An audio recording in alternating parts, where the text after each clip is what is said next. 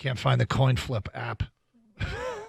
No? I don't know why. You got too many apps. I got too many apps. How about this? I'll go first. All right, good. Oh, look at Gator stepping up. He receives. All right, here we go, That's Gator. what I do. The first rankings came out. Gator, who should be mad? I think that Washington should be a little peeved about this, and I don't know if it should be majorly peeved about this. And look, I think these rankings are all kind of funny anyway. At least they're doing it 8 games into the season. But their resume is better than Michigan's at this point. And I'm not saying Michigan isn't one of the top 4 teams in the country, maybe the number 1 team in the country. But until they play somebody, and this ranking will change dramatically in a couple weeks. Once Michigan plays Penn State, and if they beat Penn State, put them back in the top 4, and maybe even at number 2 or whatever. But at this point, I think Oregon, because the win over Oregon, you should have Washington part of the top 4. So Washington's vulnerability is there's a slight bit of exposure, but if they were on the table, I would strongly suspect that they would pass a 1-loss Michigan or Ohio State team. So I sort of agree with you, but I feel like it's all there to be played out on the field anyway. There's a lot of angst about these rankings, right? There's a lot of people that get mad about these rankings, and I think it's a lot of wasted stress. It's not necessary.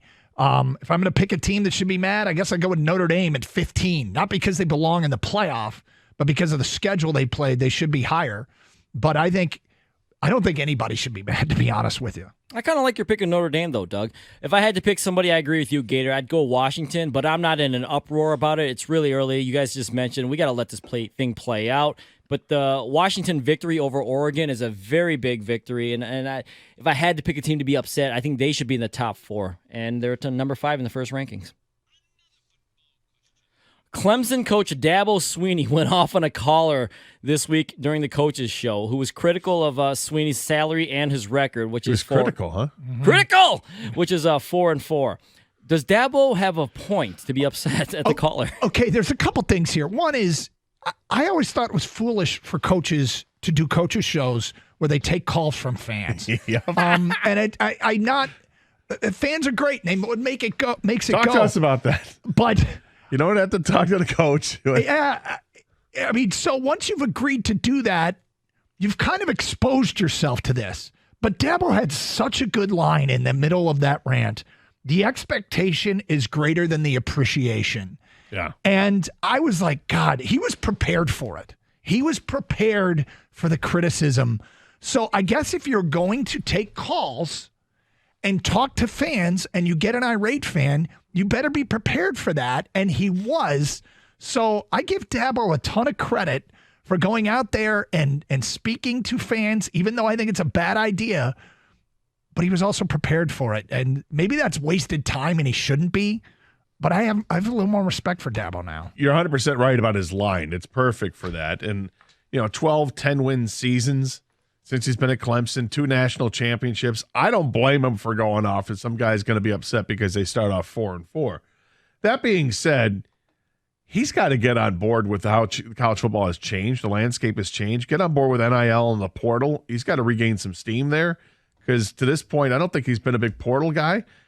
You need to. And 4-4 might be a direct reflection as to why. I mean, you lost your quarterback who left through the portal. And although he wasn't playing great at Clemson, you also lost your defensive coordinator, which seems to take a lot of sting out of what you've been able to do. But Dabo Swinney, he can say what he wants to at this point. Yes and no. I'm not a big fan of Dabo Swinney personally, but I agree with him that you can't just talk to him like a 12-year-old and disrespect him because of how much he makes. I think how much he makes doesn't matter. You should, it's whether you can disrespect someone or not. But on the other side is he's kind of started whining to me a little bit, Doug, about saying, I'll go somewhere where I'm appreciated. Dude, you make a ton of money. And if you're, like you said, if you're going to open up yourself to calls, you got to deal with it. And I know he dealt with it, but like I also said, you make a ton of money. People are going to be upset when you start 4-4. Hey, this comes with the territory of making a ton of money. It appears Iowa's administration went over Kirk Ferentz's head and told the offensive coordinator, his son, Brian Ferentz, that he would not return next year. Should administration be able to tell a head coach who should be on his staff? I think when it comes to off-field issues, they can absolutely step in and they can say, this guy's got to go because he did, A, B, and C. When it comes to on-field performance, you hired a head coach for a reason. To coach the football team, hire his staff, and manage his staff. Now, you may be able to suggest some things like, hey, coach, I don't know if this guy's working out there. But leave it up to the coach. And by all accounts, he kind of had that clause in there anyway, right, Doug, about having you got to score 25 points a game, and they're not. They're nowhere near that. In fact, they're pathetically low. But Kirk Ferentz has been there long enough. He's 192 and 117 in his career at Iowa. That started back in 1999. So 24 seasons or 25 years of football, whatever it is. I think you let Kirk Ferentz handle the on-field performance of his staff and of his players. I think there's rare exceptions. And again, once a precedent has been set, once they decided to go into this bizarre, you have to do this, Brian Ferentz, or you're going to lose your job contract, the administration already has been given some control, and there's rare occasions where they should step in. But I think in the case of the son being on the staff, if the coach isn't going to make a move, that's where it does make sense. It speaks, though, to maybe, just maybe, unfortunately, a guy that I have a ton of respect for, Kirk Ferentz, might have stayed too long. Because if you are going to hire on a family member, you have to also be willing to fire said family member. And it doesn't sound like he was going to do that. So the administration took over, and I actually think that's okay in the case of a family member. Should administration be able to tell a head coach to be on his staff? No, but this is up to the head coach. If you ask me, you only let that happen if you're the one who's letting administration do this. Otherwise, you wouldn't stand for this. I wouldn't be the head coach if I was letting people over my head determine who my staff is. That's me personally. So if you're going to allow that to happen, then I guess the ultimate answer is yes, they're going to be able to do it because you're allowing it as head football coach. Speaking of a head football coach, Coach Deion Sanders of Colorado on Tuesday said the NCAA or the Rose Bowl, somebody has to reimburse his players who were robbed of jewelry during their game. Cash and other items from their locker room were also taken. Does Coach Prime have a point here? Well, I mean, look, we're all finding out about vulnerabilities, vulnerabilities in team structure, vulnerabilities now. This isn't security. Everybody in college football goes on the road. Everybody goes on the road. And if your locker room gets broken into when you're on the road, you should indeed reimburse. And I don't know what case there would be otherwise, because everybody's going to want the same thing. There should be guards at the locker room doors to keep this from happening. But then again, there should be not people on sidelines that shouldn't be there. There are vulnerabilities everywhere, and things need to get tightened up. Yeah, I don't understand this. I mean, when it comes to the locker room, you're right. Security is really easy to hire a security guard to make sure that nobody gets into that locker room. I don't know. I haven't been to enough visiting locker rooms around the country to know if they have the actual safes that you like, the safes you see in hotels and stuff like that. A lot of them have them above I don't think they do in college locker rooms. Maybe not. I know. Yeah, that's what I say. I haven't been to many. I know they do in the pros. It happens a lot, but maybe that's something they have to do. But in the meantime, I would imagine there's some sort of insurance that schools have. Use this and take care of it. I got a story about this. I'll tell at 10:50 about getting into an opposing team's locker room. This might be a cop-out answer for me, but I just don't know legally who should be responsible, because is this one of those things where bring at your own risk? You know, like a lot of gyms, I know this isn't a gym, but when you bring in expensive stuff, they always, there's signs that say, at your own risk, right? We're not responsible for theft and things like that. But I don't know what it is in a college football locker room. So my first thought was no, but maybe there is some legality that gets involved. With you, Gator, I thought also is insurance. Do you have insurance on these expensive items? So I don't, like I said, cop-out answer for me. I just don't know legally who would be responsible for repaying, or if anyone is going to repay for this stuff. J.J. McCarthy was the odds-on favorite to win the Heisman last week. Now he is second. If the voting stopped today, or if voting started today and stopped today, who would get your vote for the award of Heisman? Well, is it me? Yep. It is me. Whoa, you got excited there. I did. For me, I don't understand why this name isn't coming up more, but it's Jaden Daniels, the quarterback at LSU. He's thrown for almost 2,600 yards and 25 touchdowns against just 3 interceptions. He's completed 73% of his passes. Oh, by the way, he's also run for another 521 yards and 5 touchdowns, nearly a 6-yard per carry average. The problem is that LSU's lost 2 games. Oh, no. Heisman Trophy goes to the best player in the country. All right? He can only do what he can do, which is offensively.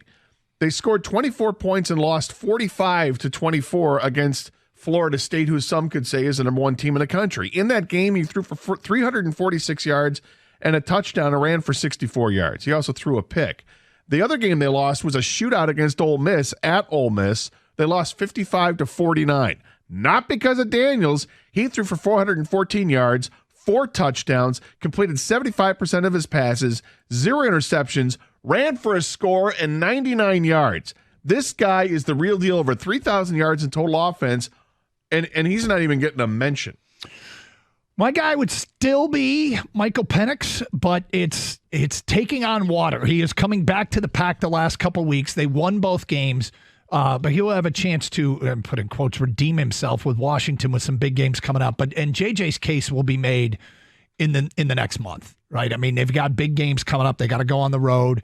So if JJ has a shot, if he goes out and is great at Penn State and is great against Ohio State, he has every opportunity to take this thing over. The Penix thing, I mean, I find the Heisman process to be frustrating, even though I'm a voter, because I never vote for the guy who wins, but it's not a quiz. It's your opinion. And I frequently vote for non-skilled position players who have no chance. And by the way, it's like Caleb Williams is taking a hit now because USC can't play defense. I know. What does that have to do with Caleb Williams? He got a little bit careless with the football, but he should still be a candidate too. 25-4 is his touchdown interception. That was one really bad game, though. So, but for me, I'm with you, Doug. But I've been on this bandwagon and this team since the beginning of the year. Washington, Michael Penix. I got Penix still. Yeah, last game he had good numbers, like touchdown-wise. The game before that, not very good numbers. But the fact that they're undefeated and still might be in the, they are definitely in the race and chase for the national championship game. I know, Gator, it is about the best player in the league, but team record does matter to a lot of people. Right now, it's Michael Penix for me. Lots of smoke, what appears to be smoke at least, indicating that Michigan State and Urban Meyer are in negotiations, or at least in talks, or whatever it is, to be the next head coach at MSU. What percentage chance do you give this thing of actually happening? 4%. The thing is, you're saying there's a chance. Yeah, you know what his salary is at Fox? He makes like $7 million a year at Fox. So the money that's gotten talked about is not so much that I think it matters to him. Plus, given the pictures that had emerged of him with the female while he was coaching at Jacksonville, I think his wife Shelley probably prefers it this way. So I don't think it's going to happen. 4% seems awfully low, my man. I'm going to go with 51%. Oh! That's right. Oh! I think they're deep in negotiations right now. I mean, I don't have an insider that I'm leaning on. This is all Gator's gut or what? Well, some of it, a lot of it has to do with stuff that I'm reading and people that I trust that I'm reading about it. I think there's deep negotiations going on. The only thing that's going to hold this up, I don't think it's the university. I think that they're going to convince those people that this is the right thing. But it's Urban Meyer himself, and it's not about Michigan State. It's about, does he want to go back into the blender of college football in a brand new landscape that he wasn't part of? NIL, transfer portal, it's a different world out there. And the only way he's going to take this job is if he's compensated better than anybody else in the country, which I think Michigan State would be ready to do. And if he's able to get a coaching staff where they're able to spend money there, and he's got assurances that the coffers of NIL money is going to be available as well. But I got 51%. I think it's a real chance. Pick any number under 0% for me, guys. I don't think I'd be absolutely floored if this thing happened. I'll shoot the boot, guarantee that Urban Meyer will not be the next head coach in Michigan State. I just don't believe he'll leave the cushy job. It's already gone. It went bad. I know it was the NFL going back there. Family life, just what he does right now, Doug, I agree with. I think you could give him 15. Well, maybe not 15 million, but I don't know if Michigan State would offer that, but I just don't see this happening whatsoever. There it is. That concludes the live animal mascot NIL transfer portal thingy here on Karsch and Anderson on 97.1 The Ticket.